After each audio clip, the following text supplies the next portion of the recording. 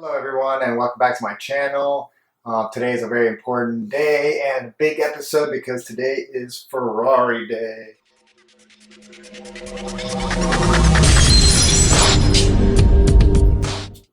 And today we're going to do a video trying to figure out a setup on it. So I guess it's going to be kind of a demo as to how I go about creating a setup.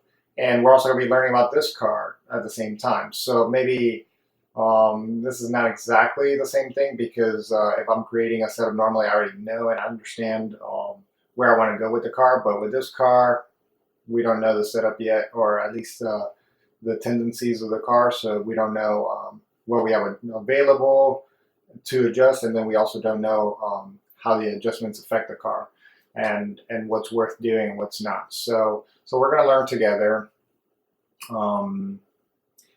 We're going to make some adjustments, and for the purpose of this video and to keep it brief, we're not going to be creating a race setup. We're going to be creating a qualifying setup. That way I can go out and do 2-lap runs.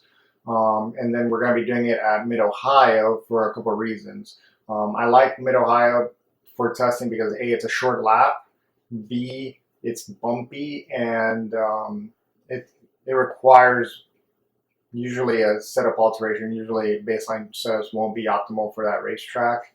And it also has a balance of high speed and low speed turns. So there I can check out and kind of like separate out high speed and low speed changes to the car's balance.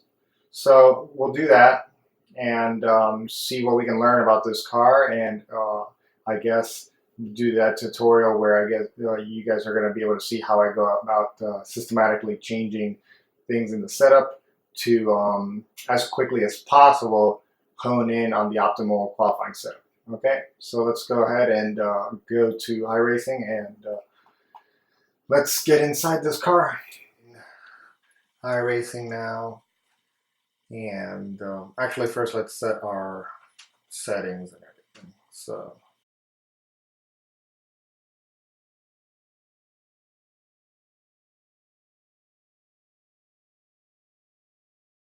So the plan is that I'm going to go ahead and just do a couple of laps to familiarize myself. What I will do though is I'm going to, for a baseline, we're going to drop the fuel.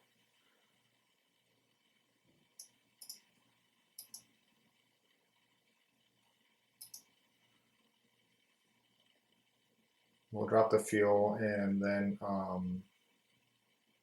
we'll probably keep it at that level after this, just for continuity's sake. So 15 liters is what I got. Let's go ahead and do some laps. First laps in the Ferrari. This is very exciting.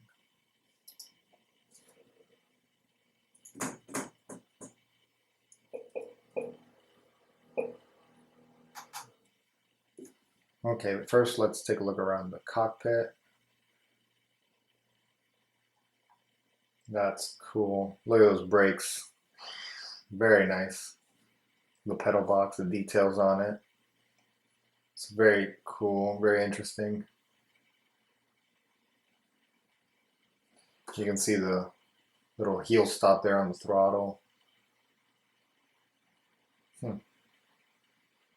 That just looks so cool. Okay, so now let's go ahead and fire it up.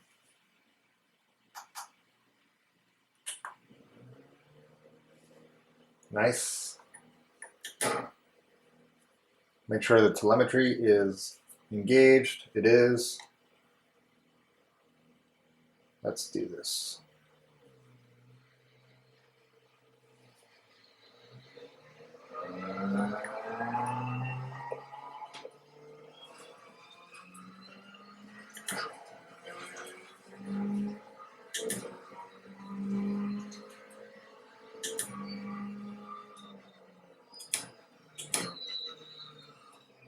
Okay, so just listening to the engine and the transmission and all the stuff, noises that it makes.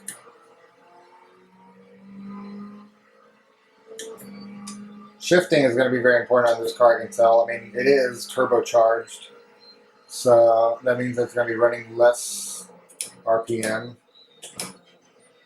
than what we're used to, especially when you're probably anticipating with a Ferrari and having like a screaming V8 or something like that, high revving. But the revs are definitely going to be a lot lower. So far, the car feels pretty good. There go the lights and the lockup, exactly where we would have expected it to be.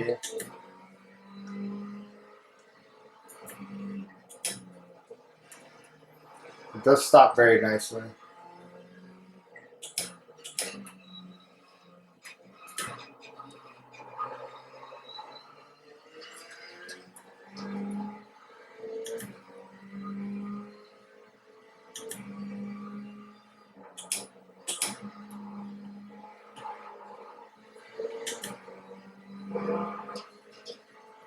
Let's see. Okay, it won't tell me the RPM. Oh no, it's like 6,000 or so. Yeah, that is not very high RPM.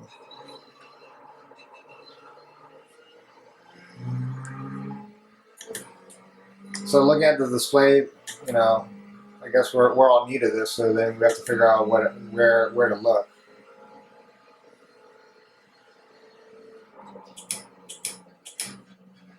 Oh, see, I braked too early for that. That's probably where it would have been braking with the BMW Z4.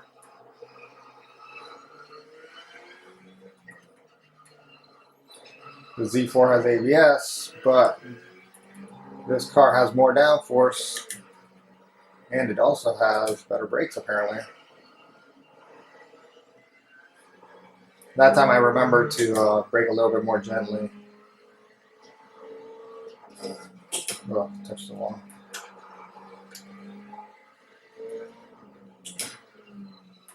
So, we're trying to build a setup, right? The fact that I have to go into first gear in that corner is not good. So that's one thing that immediately we're going to have to change, is that I don't like using first gear when I'm driving. So we're going to have to make sure that our second gear is good enough to be able to take through there.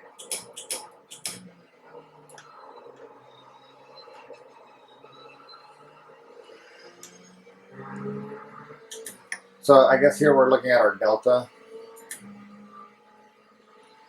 That shows us our lap time.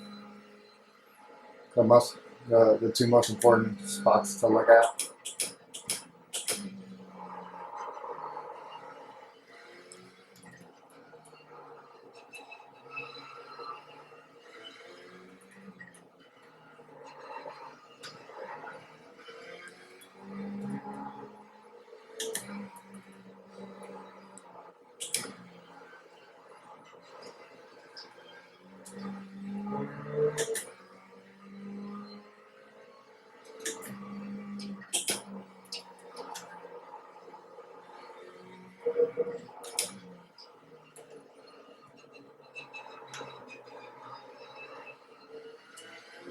Just wish I had a little bit more RPM in second gear.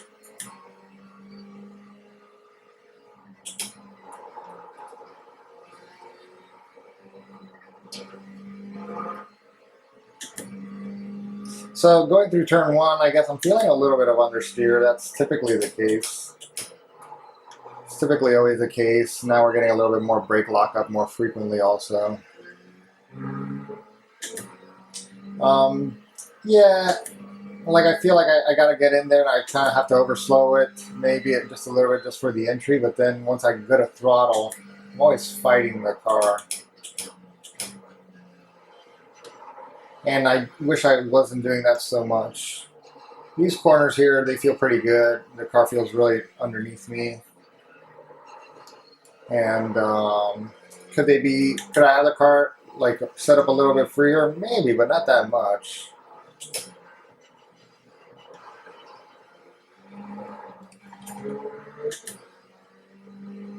So now I'm starting to get more aggressive with the car. Trying to see what it'll do. Definitely got on the throttle a little bit more aggressively, and then I don't know if the traction control came in or not, but I certainly tried to react to catch it. Let's see what happens through turn one. Try to be smooth on the entry. A little bit better this time. a little bit better this time, but I would say that aero balance wise, we're a little bit understeering.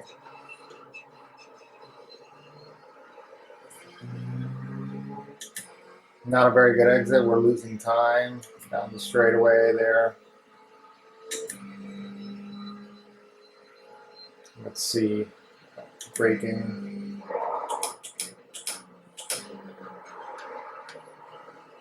Full lockup on the initial break in there.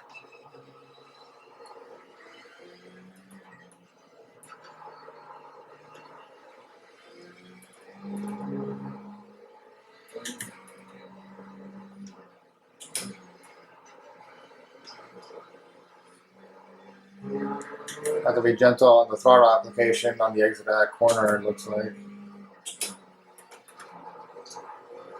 Here too, I mean, the aero balance, we're talking about small percentage back, maybe like 1 or 2% would be nice. I'm surprised with the amount of grip that the car has off the bat at this racetrack.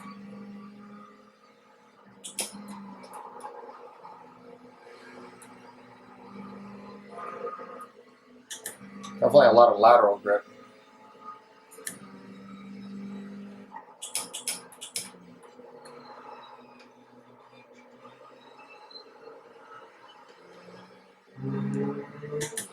Fantastic.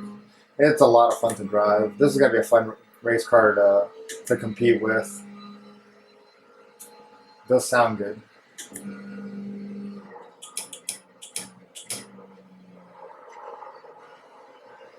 A little bit better apex that time.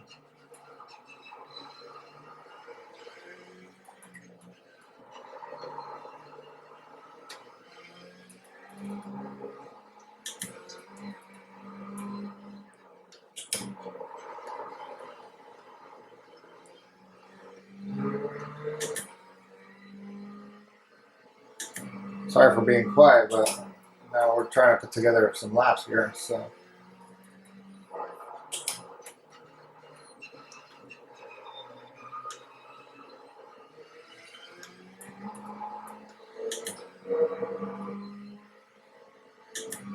That's our lap 5. Okay, well, I plan to do, we still have a little bit of fuel left, but I think it's safe to say that we can stop the car. I have some notes, I guess, that I initially noticed just driving wise. First, the gearing is wrong. We still have room on 6th gear, so that's a little bit too tall. And then the slowest speeds, we're in a weird gray area there between 2nd and 1st gear. I don't like using 1st gear. I don't know I don't know exactly why, but there's a couple reasons. In real life, I guess if you were to be able to like come out of the pits, sometimes you want to have that 1st gear not be a real racing gear because it'll be easier to get out of the pits with. But also experience-wise, typically the race cars that I've driven don't like 1st gear being a racing gear. Sometimes it'll be really hard to get the transmission into 1st gear, so it's not very practical to use. So that's like the Skip Barber car, Formula Enterprise, and even some of the other cars I've driven. Depending, the Spec Miata is a car that you could use 1st gear, but it's just so damn high that that you never really be able to practically use it at any corner. The car will shift into it, but I guess sometimes you can use it. I don't know. I've never had to use it on a racetrack, so I've never had a corner that slow. But the same thing with the Mitsubishi. It's always been down to 2nd at least, at most. Okay, so we're fresh off the track. Did 5 laps. And now let's go in and make our first initial set of changes. The first thing I felt off the bat were a couple things, especially for making a setup for this racetrack. The gearing is wrong, and also the brake bias was a little bit too far forward, so maybe just 1 or 2 clicks back.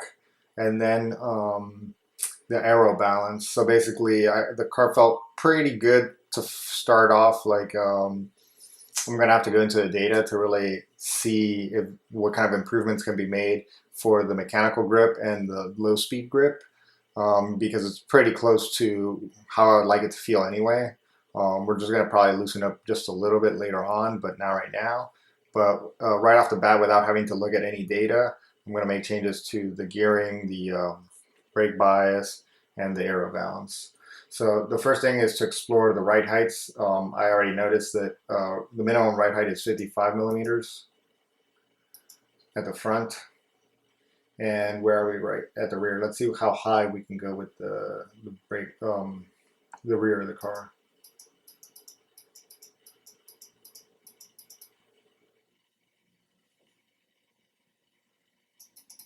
What? Okay, so the maximum appears to be somewhere around 90 millimeters. So 55 at the front, 90 at the rear. That's the highest that you can go. Those are our limits. Okay, so where the hell were we? Okay, let's just go back to the baseline.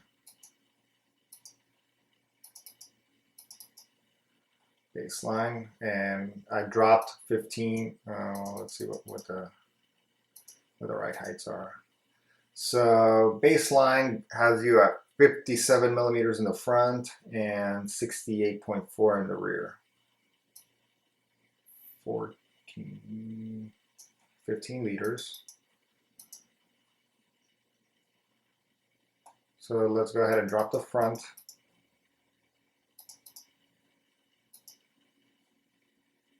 So we drop the front down to the minimum. And at the rear, right now, what are we showing? We're showing 10, 15 millimeters difference. We're going to add another 5. So let's try to get this to 75.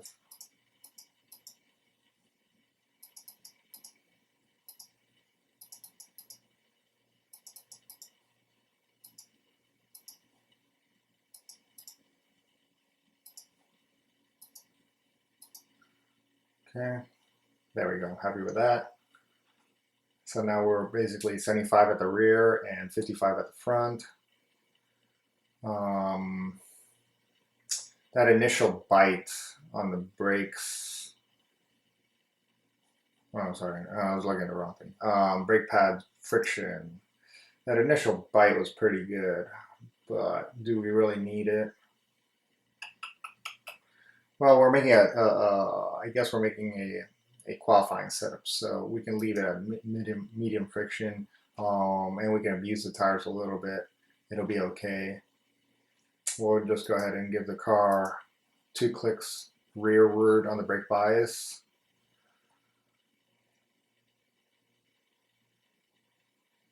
I have noticed that I've left the TC stuff as is for default.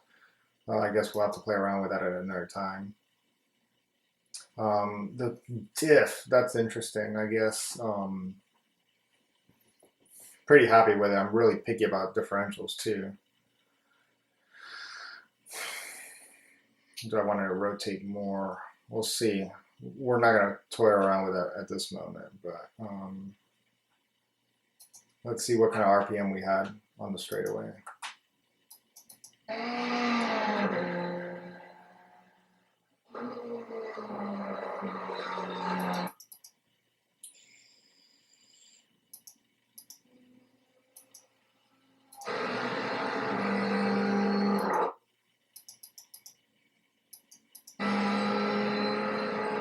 So the red lights come on at about 6,600 RPM. And then we ended up hitting the brakes and we were going about what's our speed? 252 kilometers per hour. So this is way too high. Let's go ahead and bring that down. Or we can adjust the final drive.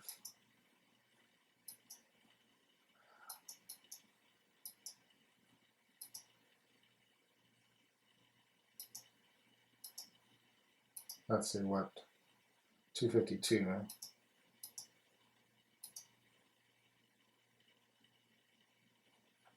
Then the 6th gear will be screaming. So let's just make a final drive change, which is a little bit more realistic. I think everybody would just want to go ahead and change that first instead of changing the individual gears. And 254, 269. I don't want the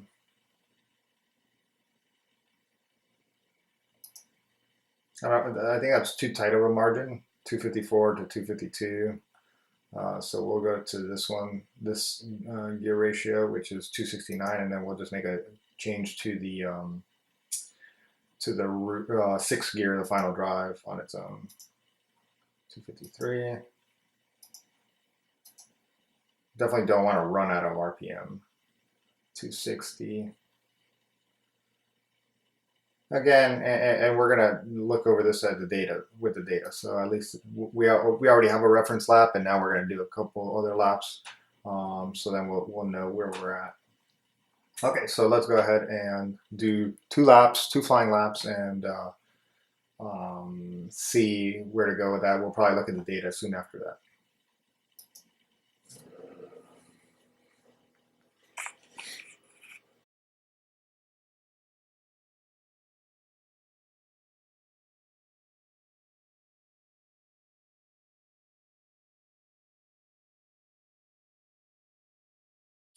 Okay, so I just made another run, and I increased the air pressures by 1.5 psi.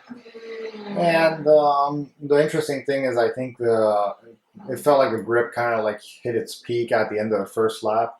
Going into the second lap, definitely had a moment there, which cost me a lot of lap time, but don't think that the car really locked up. It just seemed like a genuine loss of grip, probably from overpressure. We'll look at it, but the first lap was my fastest lap so far, but the second lap was a second slower because of this slide right here. We'll look at it, but see, there's no lockup. Big slide there, but there's no lockup of any of the tires. Maybe a little bit too much rear, but obviously there's no wheel hop either. So I mean, it's kind of hard to tell. Just I didn't get in there maybe as gently as I had, but at that point then it was all over, and then it was kind of like slippery through the rest of the turns here. So not the best lap that I've done so far, and it felt like maybe the tires had gone off already. Definitely didn't feel like it did the first run that we did. And now the other thing I want to notice before, the other thing I want to look at before going into the MoTec is just where we are with our damping. So 0, that seems to be backwards from what we know it. Interesting. It used to be to the left would take you to 0, away from 0. It used to be negative, and these are biased positively, I guess. But so right now we're kind of like in the middle of the range, because I expect this one to be from 0 to 10 or 11, from 0 to 11 clicks. So we're right in the middle, so that's good. I just wanted to check that. And I imagine that increasing, so 11 now is more damping, and 0 is the least amount of damping. Low speed conversion. Minimum damping 0, maximum damping at 11. Okay, cool. So like always, increasing is to the right. The car's feeling good. The only thing is definitely the mechanical grip now. I mean, I'm happy, and the car responded really well to the right height change. So it's definitely freer in the fast corners. I guess we're gonna have to go and do one more run, but with the air pressure set a couple psi lower.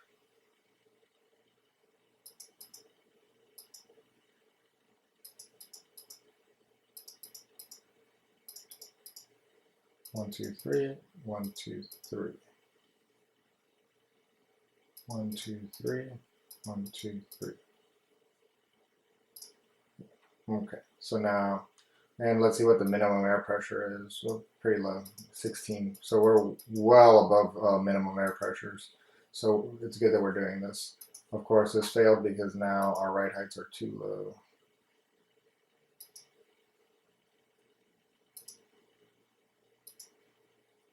Okay. Okay, so 55 and 75 at the rear. Okay, let's go do another run.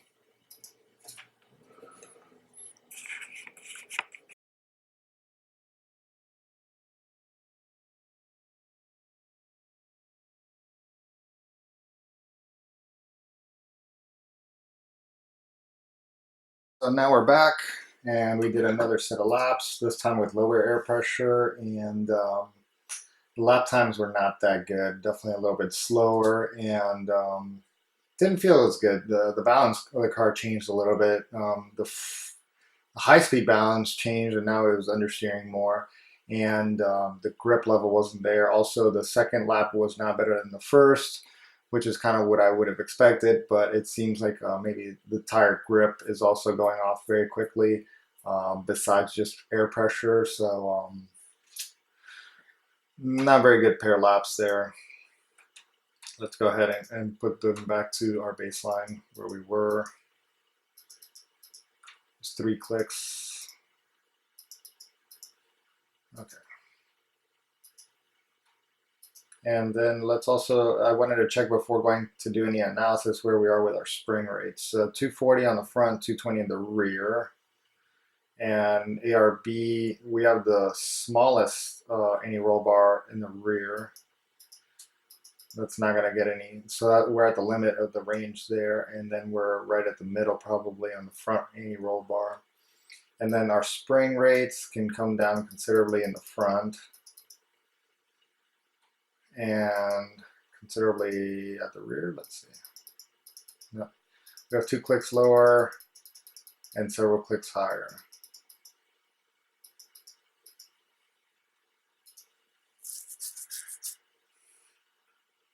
Okay, so then let's go ahead and make one spring change.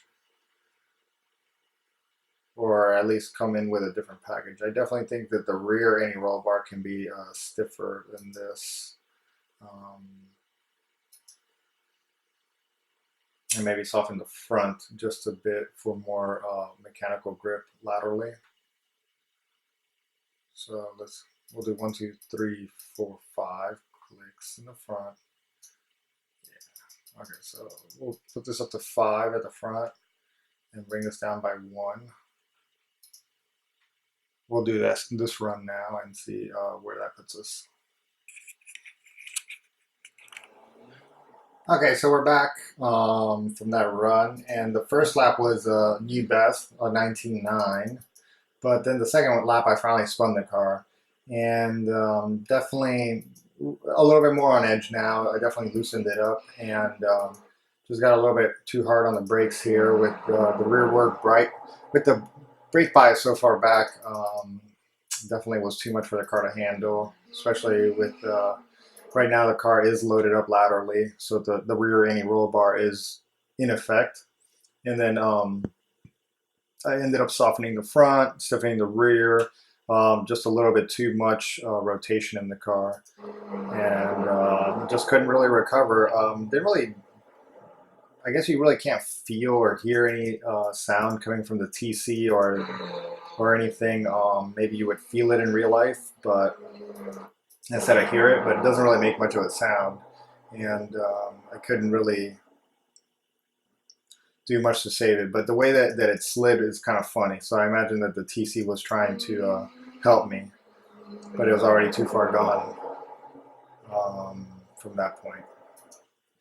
Okay, so let's see. So now we have that run in the books, and let's make an adjustment from there.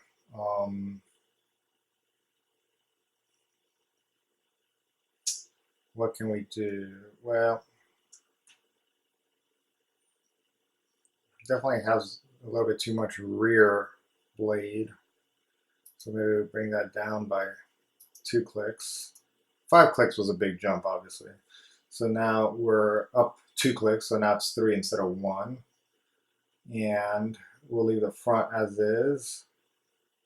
And I guess, should we see if we can soften the car at all or stiffen it? So we'll try stiffening it up just to see what happens with this chassis. I don't think this is going to be the right solution for this track, but um, let's see what happens. Nothing to lose. All right, let's go ahead and do another run. Okay, so we just did our laps with the higher spring rate, and didn't really like it too much. It did go about half a second slower. The first lap was a little bit botched. It wasn't braking as well and locking up the fronts a little bit more.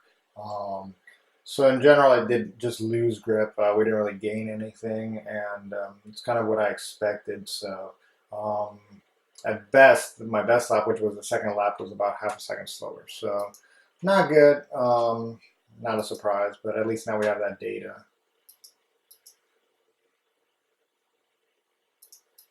So let's see what happens if we go down 20 Newton millimeters. We'll have to raise the ride height.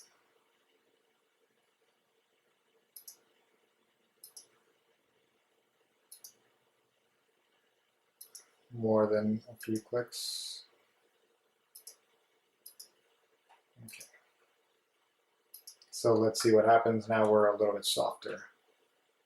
See, now the reason that we're doing this is that all the adjustments that we're making are pretty coarse adjustments, and we're figuring out how sensitive the car is. But and we're doing it front to rear because I don't want to affect the balance.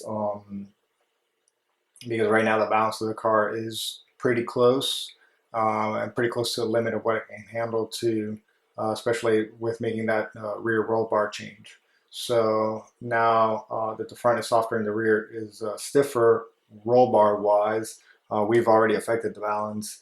I don't want to keep on doing that, so I'm making changes at the same time, front and rear, just to maintain the mechanical balance of the car.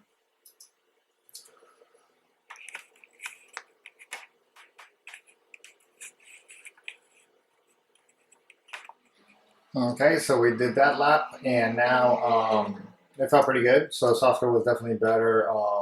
Gained a little bit of lap time. The fastest lap is now 19.8, so that was about a tenth faster than the previous best. And the second lap was pretty okay too. So I think now we're pretty much ready. We've already fiddled with the air pressures. We've fiddled with the springs, the roll bars, which are kind of a fine-tune adjustment, but that's how I like to fine-tune my balance.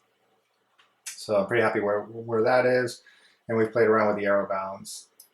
So let's go ahead and go to MoTec and see where we compare to the baseline. So let's go. Okay, so now we're going to go to MoTec to analyze our practice qualifying laps. So now that we're using a new car, this is something that I suggest to you guys, especially once you get your workbook all sorted. We don't have mine sorted yet. I'm building as I make these videos. So I went ahead and I made a copy of the iRacing one. So that's the current state of the iRacing folder. And I made a copy of it, and I called it Ferrari 488. So now we're going to make specific changes to this workbook that may fit the 488 a little bit better. So basically, I mean, these are like practical things, but let's say that you're driving and, you know, between cars have different bits of information. Like here I have little bars or little displays for traction control and ABS. Well, this car doesn't have ABS, so I can get rid of this. Things like that. So, and then obviously, like if you drive the Renault, the Formula Renault, that has a completely different suspension setup. So in that case, that's another case where you're better off just having a completely different workbook if you jump between cars.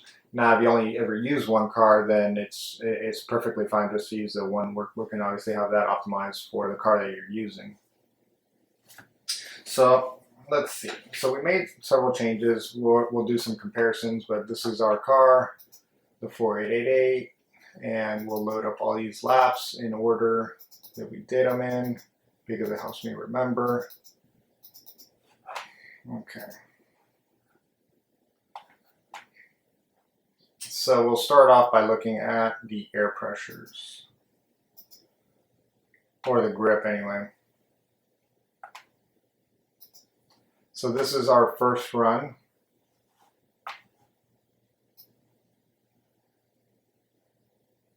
Where we did 5 laps. This is our familiarization run. And let's look at the tire temperatures and the tire pressures. This is pretty similar to the other cars that we've seen. Nothing immediately stands out as to whether or not there was more grip at any point as the tire pressure built up. The tire temperatures do show a little bit of a bias. It seems like more grip was available between in the rear between maybe like 55 and 65 degrees C, and at the front you see there's a drop off in lateral G-force that's available as the front tire temperatures go over 75 degrees C. So at least we have an optimal temperature range, or a working temperature range, probably between 60 and 75 degrees C. Yeah, 60 to 75, I would say.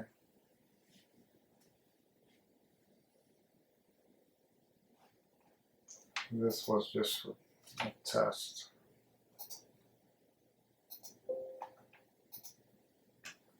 Okay.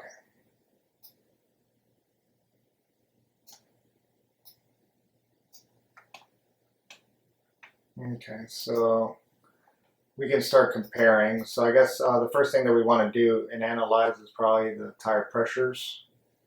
So the first thing that I did, I think, was the first set of changes was changing the air pressure. Let's see, setup. So here I have my car setup page. Do I have air pressures listed here?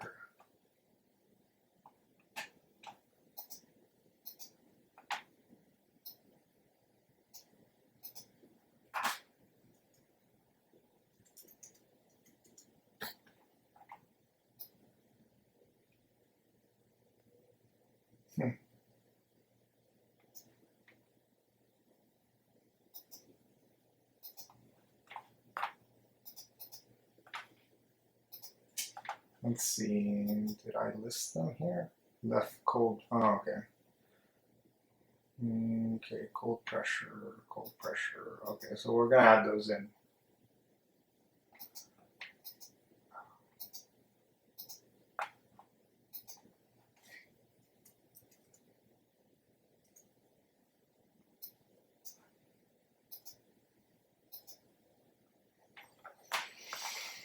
Okay. So we have that run, and then let's compare it to here. So I know that that's probably a pressure change. So we went up in pressure that run, and then we went down in pressure the run after.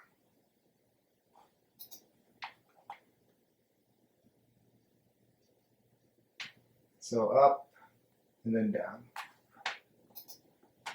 So let's just compare the tire pressures. So the way that we're going to compare, we're going to look at our grip factors in this page that I have here. I showed this in a previous video, how I came about these, but basically this is just, this grip factor overall is just your total G, and then I'm averaging them, obviously, and it's a total G, so there is no negative values in it. Just to be sure, and then I have different gating functions for braking, accelerating, turning, mechanical grip, turning aero, and then the lap time, just to see which one's the fastest lap. So we're on lap 1 for all these. Should I be on lap 1? Yeah, I guess. We can see. I mean, let's do some quick analysis, I guess, first between lap 1 and lap 2. lap 1 and lap 2. The overall grip seems to be the same for this value here, but just a little bit more grip, mechanical grip on the first lap, and just a tiny less, showed of lateral grip for the first lap. There's many reasons why that can be, but as the air pressure go up, obviously the platform just gets a little bit stiffer. So perhaps we'll see if that's an actual trend or maybe just a fluke. That's also a possibility. But this is a considerable difference here under acceleration and mechanical grip. So that's a pretty big deal. And this is a graphical representation here of what we're looking at. So aero grip only comes into play in turn 1. For instance, it does some math here under braking or under acceleration. These are in the transition points. And then here into turn 3, we have little bits here.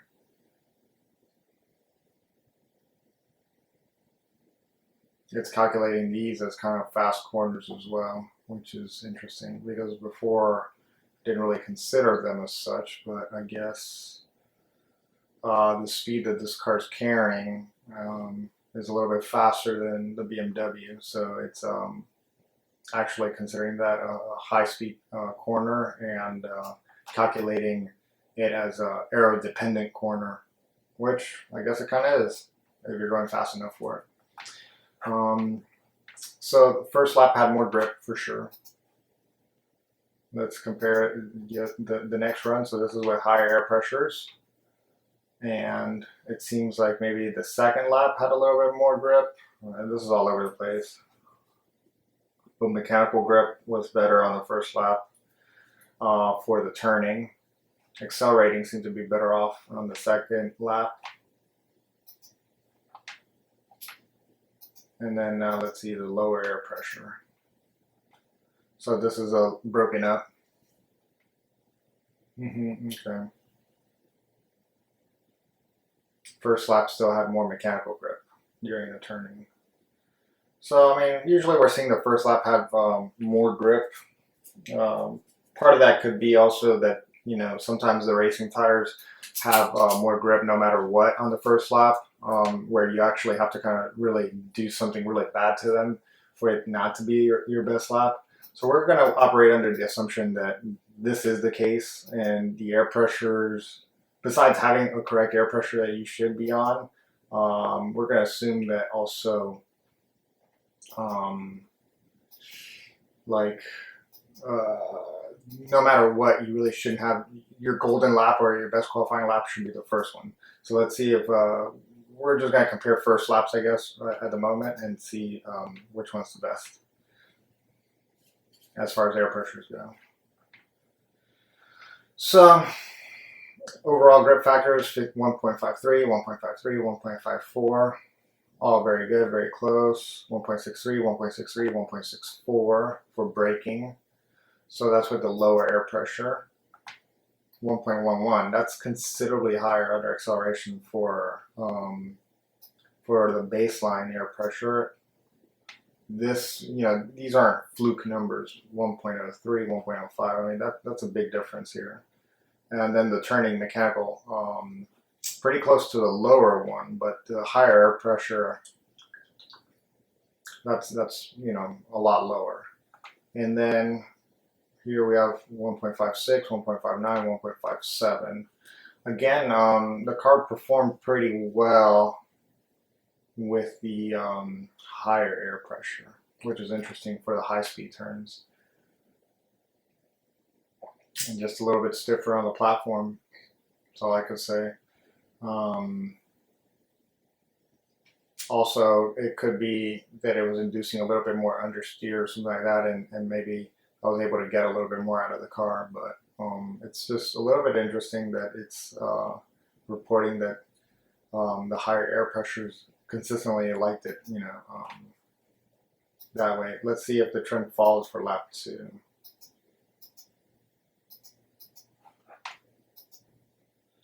So when you go to a second lap, then you see that the one with the lower air pressure definitely wins. this becomes, so I mean, as the pressure goes up, clearly we're losing grip on all of them. So we already lost some grip. So it's not a case of it being pressure dependent. There is a pressure that's optimal, of course, but no matter what, the second lap has less grip than the first. So it definitely seems like the first lap is the one to get. So we see a fall off, but compared to the other ones, the one with the lower air pressure was a little less. So lower air pressures, of course, are going to be good for racing. But for qualifying, you know, we want to hit the optimal pressure at the optimal lap. So optimal pressure for lap 1 is what we're going to be looking for. So it actually seems like we were pretty close, or we were on it essentially with the baseline setup.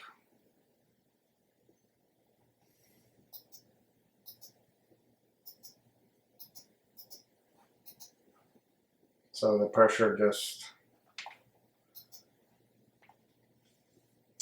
better. It was a better lap.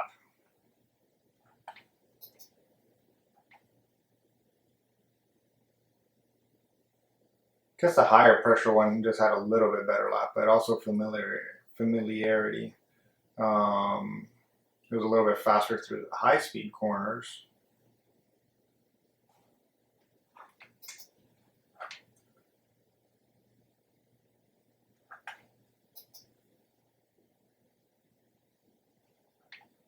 Right, so this is a minute 20.1. The next one was a minute 20.0, and then a minute 20.3 with the lower air pressures. Also, I'm showing the air pressures here. So the reference lap is 148, 158, and 137 on the fronts. So this has higher air pressure. But the grip was better acceleration grip and better turning grip. But this had just a little bit better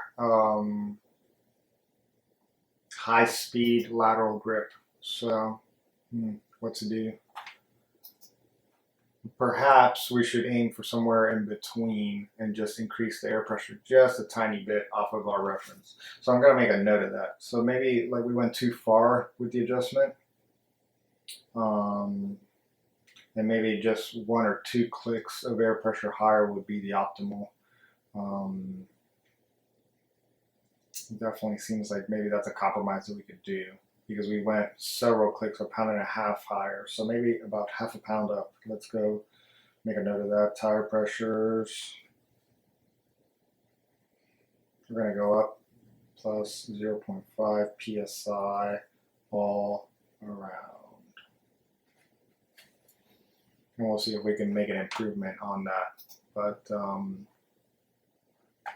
pretty happy with that. I think that sorts out the tire pressures. Then after that, let's see. So those were the tire pressure runs. Let's see what this is. So this is with the same air pressure. And we made a change to something. Probably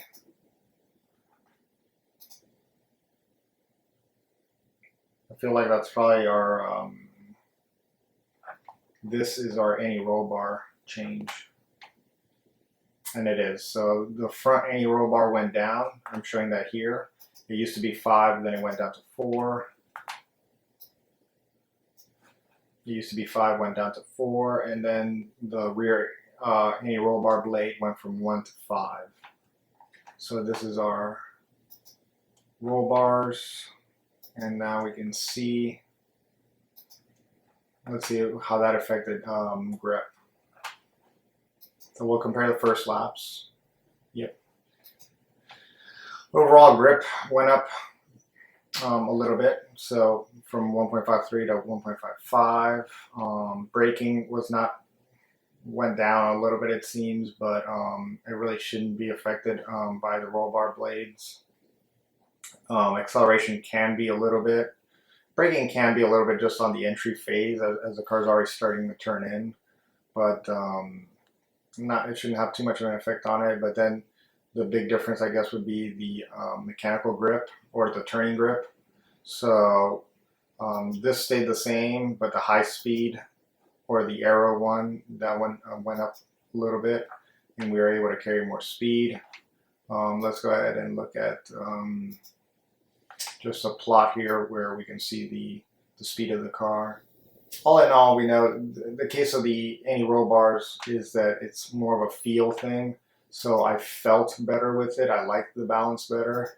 And this shows that there was a small improvement in lateral grip as well, just because the balance was a little bit better front to rear. At that point on the lap, let's see. At this point, at the end of lap 1, let's check what our air pressures were. So run 1, you know, the starting pressures were the same. Run 1 versus run 2 being shown here. So at the end of lap 1, 157.4 for the front left and 157.1. So just a little bit less air pressure built up in the front tires. That's the same across both fronts. And then at the rear, we have just a little bit more air pressure built up than the front, which is exactly what we would expect with a balance change. So we have changed the balance, and we can see it with the air pressures. That's cool just to validate that. But the grip went up, the air pressure showed that there was a shift in the balance. And now we're using the tires maybe just a little bit more evenly, taking a little bit of temperature out of the front and adding a little bit of temperature to the rear tires.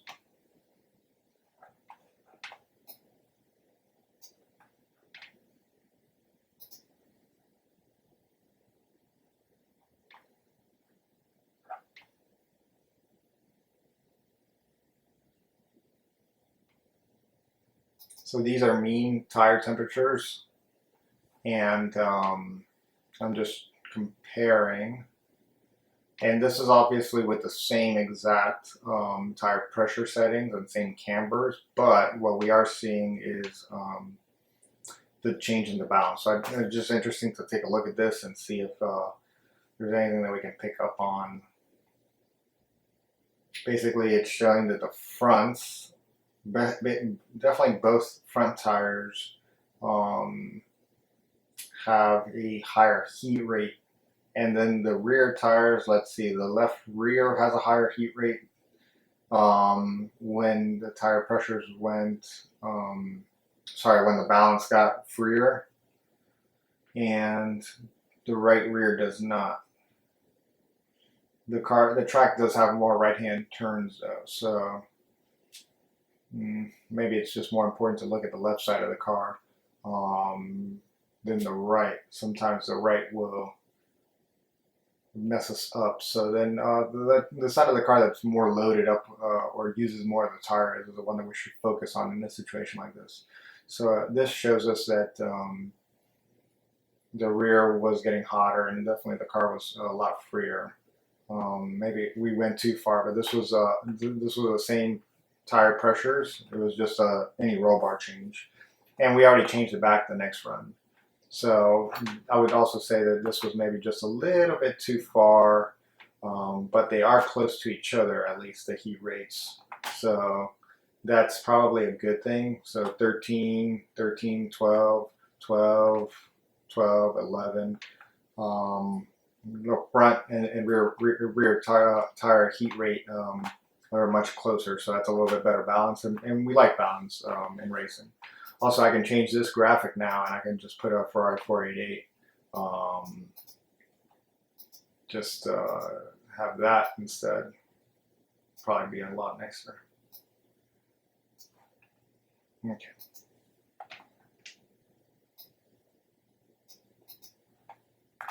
So we're done with that worksheet. Do I have anything important here? No.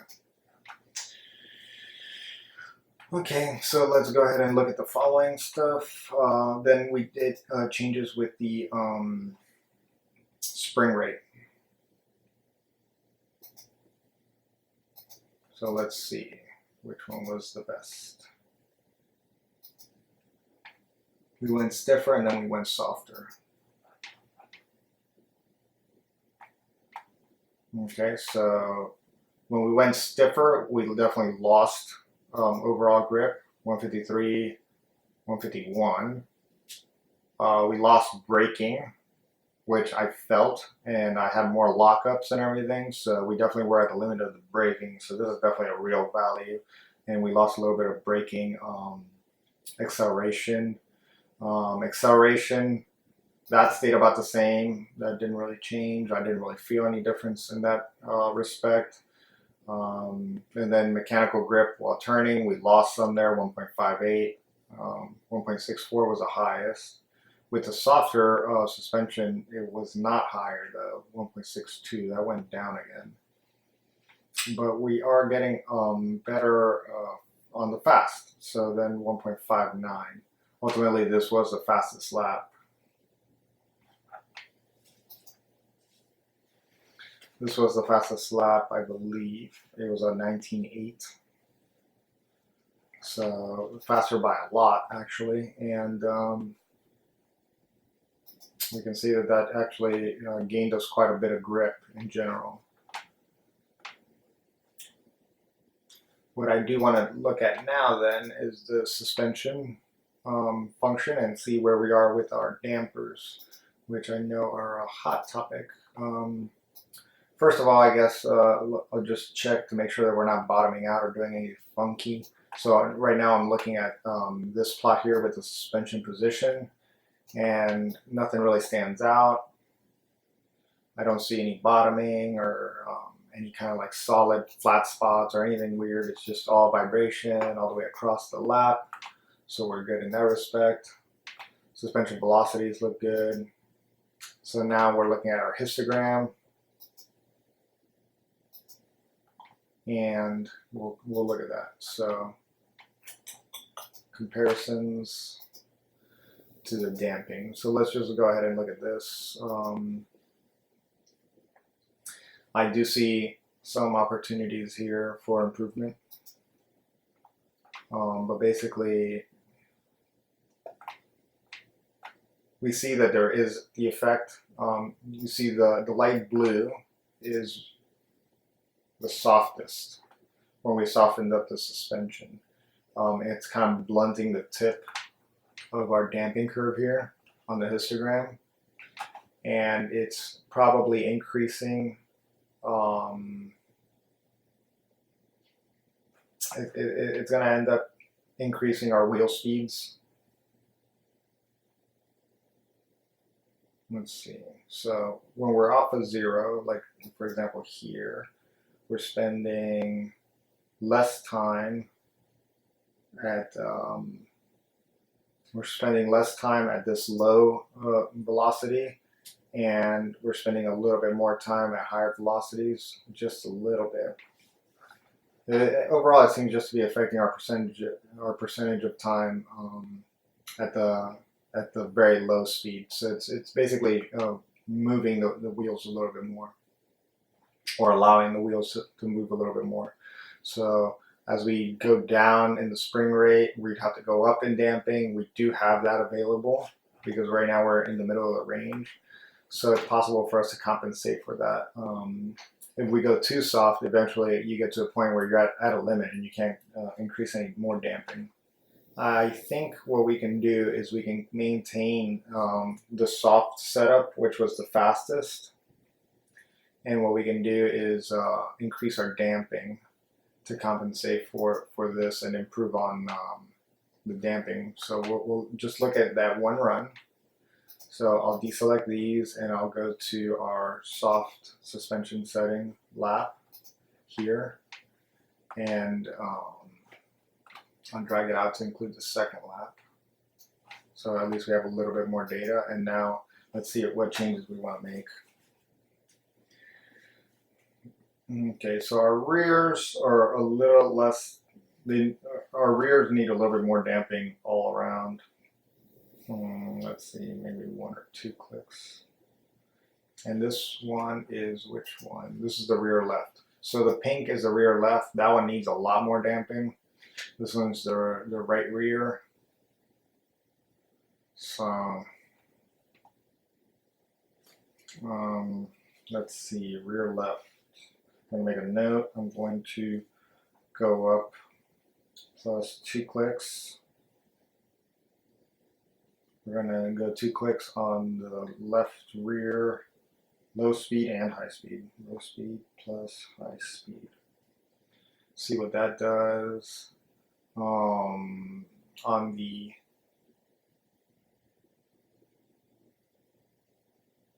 and I want it to be on the rebound and compression.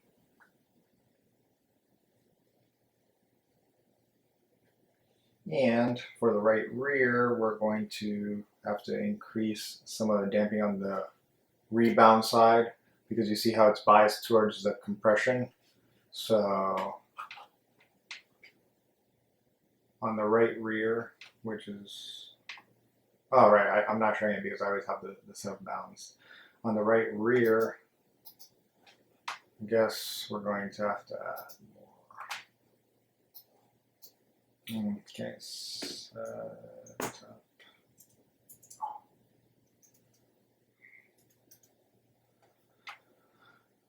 I think I never made the other ones. Okay, let's then just try to keep it balanced.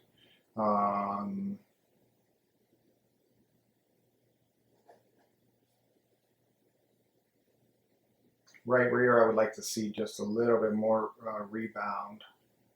And so we'll go +1 on the low speed and high speed rebound. Low speed, high speed rebound.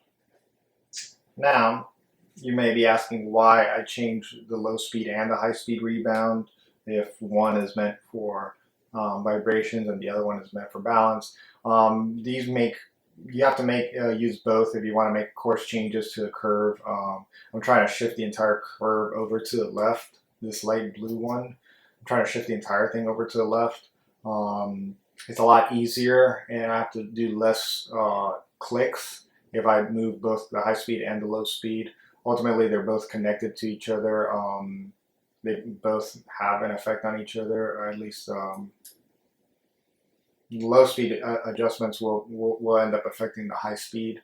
The high speed will be kind of isolated, so that one will make changes, but off of here and not in this range. So the bulk of the change that we want to make is to the low speed, and we want to move that to the left a little bit. So it's a lot easier if we just make it to both, and then I'll get a more balanced just shift to the left.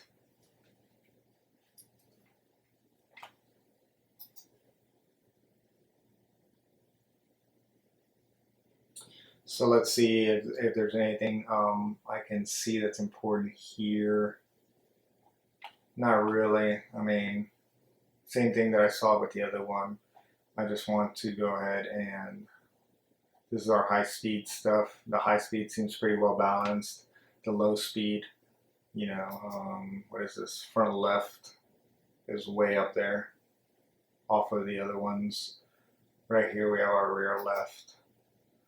So we definitely need more on the left, rear left. We need to get that peak up there. It's not. And then the front left. Why is that way out there? Let's see. Front left. Perhaps we could do a little less damping there in the front left. Also, looking at our speeds, pretty happy with those. Front left. Front right, 23, 24, 24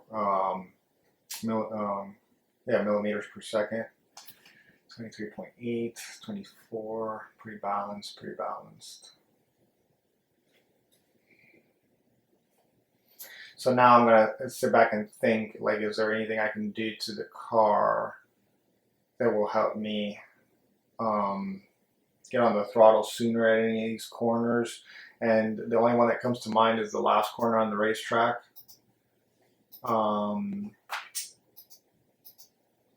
The last corner on the racetrack is this one right here. No, sorry, that's not the one. It's this one right here, coming down to the main straightaway.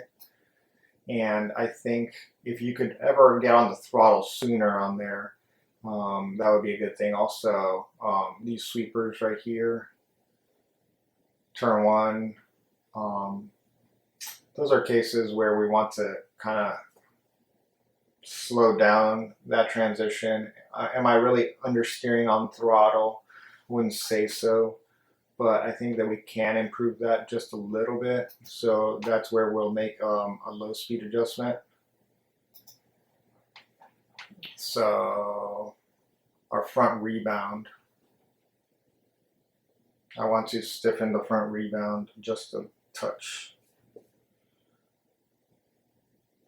So on top of that, so right now we're going to make an adjustment to the rear left. We're going to make an adjustment to the rear right, and then which are just across the front and I mean the high speed and the low speed.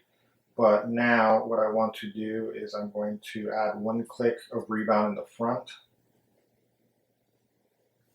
So that's one click rebound on the front, low speed, and one click rear, one plus click compression, rear, low speed. So that's going to help me get on the throttle just a little bit sooner. Okay, so I guess that's going to be calling it for today. We finally got to do some laps in the Ferrari 488 GTE. Pretty spectacular feel for the car. I like it a lot. Did not get to play with the traction control yet, but a lot of things to still learn and play with the car. But I can confirm that the baseline setup is actually pretty good. The baseline air pressure seems to be pretty good for optimal lap time. So I think the race setups are probably going to be considerably lower than that for the air pressure cold settings. The spring rate on the baseline setup is pretty good. I was able to get a little bit more speed out of going just a little bit softer. I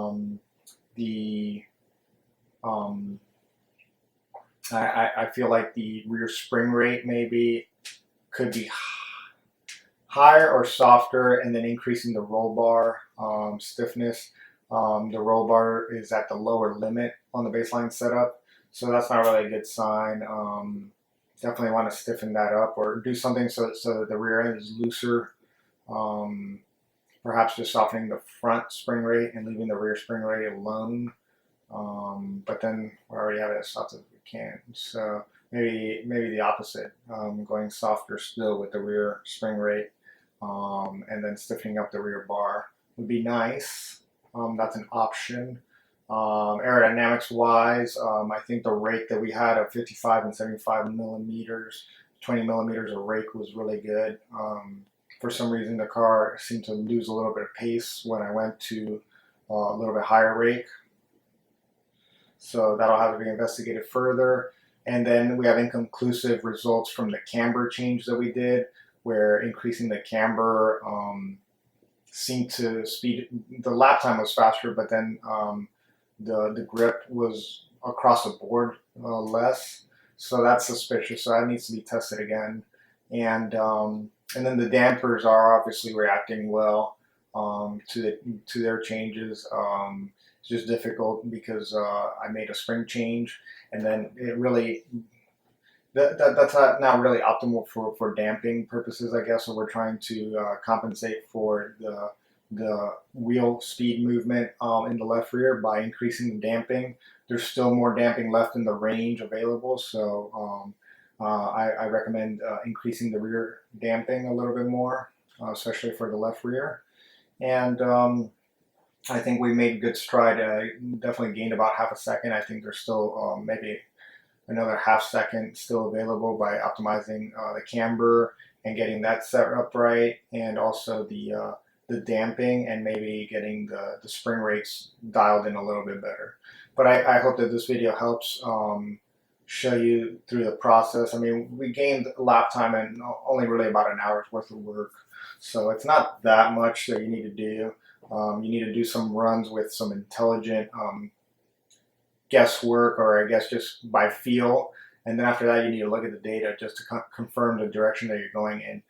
It's really hard to make damper changes just by feel, because there's a component that doesn't involve the feel because we're not in the car. So you can't really see how the car is really going over the road's undulations. So that's where you need the data to be able to see that. You can feel how the slow damping works in the car. So you can feel the reaction of the car in those transient moments, like applying the brakes or releasing the brakes or getting on the throttle, but not the high speed stuff. So that's where you definitely need the data, and it'll give you a bit more precision than just going off of feel. But we made some quick changes, and I think we definitely made some good improvements. So I hope the video helps. If you like it, make sure you like the video and subscribe to my channel. Pretty soon I'll get back to my regular MoTec Mondays, and we'll continue working on improving these worksheets and doing some more math and going over that stuff. But until that time, I'll see you guys then.